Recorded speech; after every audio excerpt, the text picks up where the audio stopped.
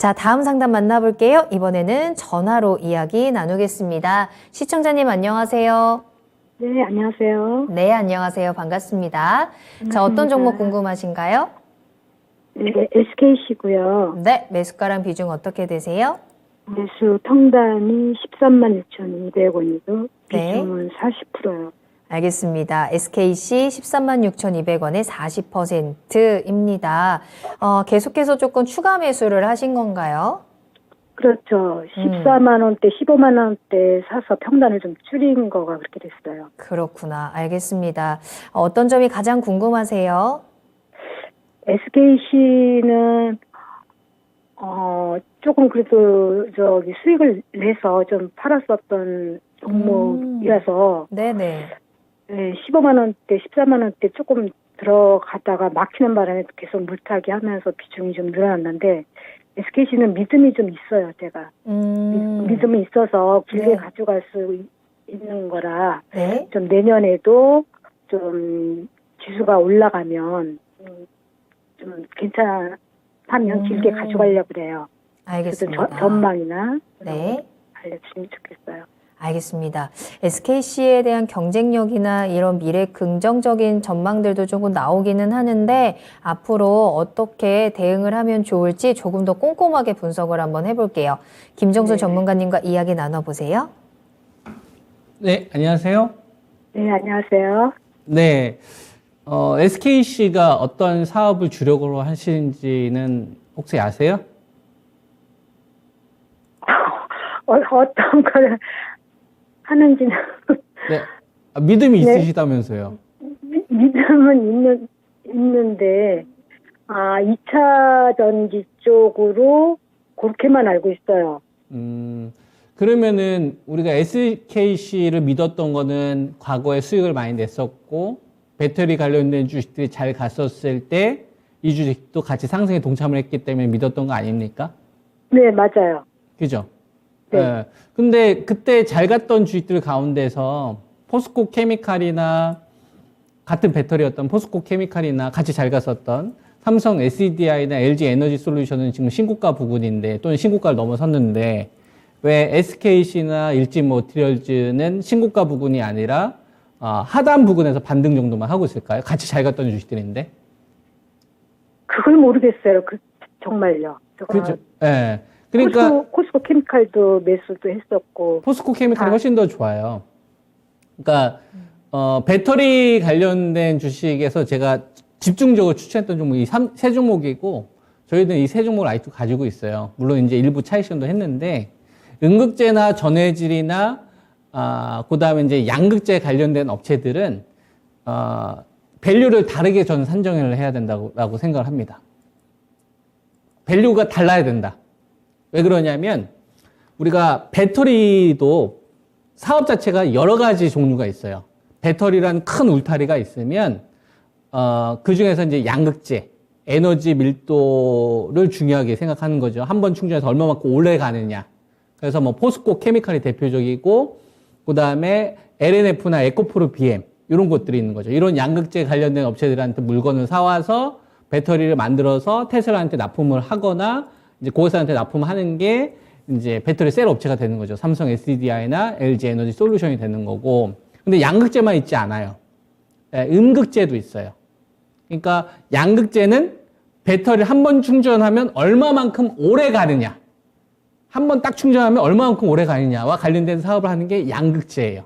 거기에 들어가는 물질이 양극할 물질이 그 관련된 기업이 포스코 케미칼, 에코프로 BM, LNF 이런 업체가 되는 거고 그 물량을 사서 배터리를 만들어서 테슬라나 아니면 GM이나 폭스바겐한테 공급하려고 하는 업체가 삼성 SDI나 LG 에너지 솔루션이 되는 거고. 그러면 음극재도 있을 거 아니에요? 음극재라는 거는 전자 이온을 저장하는 겁니다. 플러스 이온, 마이너스 이온. 시청자님이 스마트폰을 사용하다 보면 맨 처음에 샀을 때는 충전이 잘 돼요. 한 10분이나 20분 만에. 근데 이거 한 2년 정도 지나면 10분이나 20분 만에 잘 안 되죠. 한 30분 이상 충전해야 되잖아요. 전자이온을 저장하는 능력이 떨어지는 거예요. 시간이 지나면. 그래서 전자이온을 저장시키는 게 음극재입니다. 그래서 그걸 감싸는 거. 감싸는 게, 감쌀 때 필요한 게 동박 업체인 거죠. 그 분야에서 1등이 SKC고 그 다음에 국내에서 2등이 일진 머티리얼즈가 되는 거예요. 그러니까 지금 시청자님이 투자하시는 건 뭐냐면은 양극재 쪽을 투자하시는 게 아니라 음극재 쪽을 투자하시는 건데 작년도에는 왜 다 같이 잘 갔는데 지금은 갈라지느냐. 작년도에 양극재 업체든 작년도에도 캐파 투자를 적극적으로 했고 그리고 올해도 적극적으로 했고 내년도도 적극적으로 해요. 그래서 성장률 자체가 계속 이어지고 있어요. 근데 SKC나 일진 머티리얼즈는 작년도에 적극적으로 했는데 내년도는 적극적으로 못해요. 왜요? 그러니까 조금 더 디테일하게 들어가게 되면 양극재 관련된 업체들은 비즈니스의 특성상 내가 캐파를 증설해야 되겠다. IAR 업체로 이거 좀 수혜를 받으려면 내가 증설 바로바로 할 수 있어요. 근데 이런 업체들은 내가 하고 싶어서 하는 게 아니라 고객사하고 물량들이 먼저 맞아지기까지 시간이 필요합니다. 그러면 담당자를 만났는데 바로 만나진 않잖아요. 먼저 대리를 만나야 될 거고, 과장을 만나야 될 거고, 부장을 만나야 될 거 아니에요. 그러니까 어떤 비즈니스를 결정하는데 텀이 좀 오래 걸려요. 근데 양극재 관련된 업체들은 어떻게 되냐? 그냥 바로 대표끼리 만나버리는 거예요. 그래서 바로 이제 합작사 바로 설립해버리고. 시청자님 무슨 말인지 아시겠죠? 그런 차이가 있기 때문에 음극재 관련된 업체들은 양극재보다 높은 밸류를 받을 수가 없습니다. 원하는 만큼의 캐파 증설을 디테일하게 못 가요. 그래서 이 SKC 이 기업을 한번 잘 보시면, 자, 이걸 한번 보세요. 올해 예상치가 3조 8천억이잖아요. 그죠? 작년도가 3조 4천억이 살짝 안 됐고, 올해가 3조 8천억이고, 내년도는 3조 6천억이죠. 매출이 떨어졌죠. 컨센이 다운된 거예요. 그러니까 내년도는 올해보다 매출이 적게 나올 걸로 잡혀져 있는 겁니다. 근데 배터리는 컨센이 높아져야 되는 거 아닙니까? 그리고 같은 일진 머티리얼즈 관련된 업체도 보면은 8천억이고 얘는 11,000억, 1조 1,000억 정도 나오죠. 일진 머티리얼즈는 높아지는데 SKC 같은 경우에는 오히려 컨센이 다운되어 있는 상태고요. 예를 들어서 뭐 삼성 SDI 같은 경우도 보면 삼성 SDI 같은 경우 보면은 얘는 작년도가 13조 5천억, 그 다음에 올해는 20조, 내년도 25조 3천억. 그리고 포스코 케미칼. 포스코 케미칼을 보게 되면 작년도 같은 경우에는 1조 9천억, 올해 3조 5천억, 내년도 5조 9천억. 매출이 증가하는 게 다르죠. 그러니까 SKC 같은 경우에는 같은 음극재인데도 불구하고 내년도 실적 컨셉이 다운된 겁니다. 물론 SKC가 가지고 있는 사업 자체가 동박 쪽으로 이제 주력을 하지만 그 전에 케미칼이라는 부분이 있기 때문에 순수 배터리로 볼 수는 없지만 시장에서는 어떤 걸 평가를 하는 거냐면 성장률 자체가 올해만큼 안 나오겠는데 그러니까 높은 밸류를 주지 않으려고 하는 거죠. 이러한 부분들이 작용을 하는 거고 그리고 LG 에너지 솔루션의 물량을 거의 SKC가 다 받다시피 했어요. 근데 지금 LG 에너지 솔루션이 수익성 전략을 바뀌었거든요. SKC 니들한테는 좀 미안하지만 니들도 잘하는데 다른 업체 좀 알아보고 있어. 그러니까 독점으로 받았었던 SKC에 대한 독점 프리미엄도 깎아버리는 거죠. 그러니까 LG 에너지 솔루션이나 삼성 SDI나 포스코 케미칼은 신고가를 향해서 가는데 얘는 신고가를 못 가는 겁니다. 오히려 약해지는 거예요. 이런 포인트가 있기 때문에. 이 시점이 2분기 때부터 나타났던 거예요, 올해. 제가 말씀드렸던 이런 게 그러니까 실무 쪽에서는 올해 2분기부터 이게 나타났기 때문에 이쪽을 알고 있었던 사람들은 미리 이제 다 나왔던 거죠. 이런 차이점이 있었던 거예요. 그러면 이걸 통해서 SKC가 왜 상대적으로 열 위에 있었던지가 이해가 된 겁니다. 그러면 이 주식에 대한 전략을 세울 때 작년도와 같은 밸류를 쳐줄 것이냐, 배터리의 사업은 성장을 할 텐데 그렇지 못하다 이겁니다. 이유는 앞서 말씀드렸던 포인트를 참고하시면 되겠죠.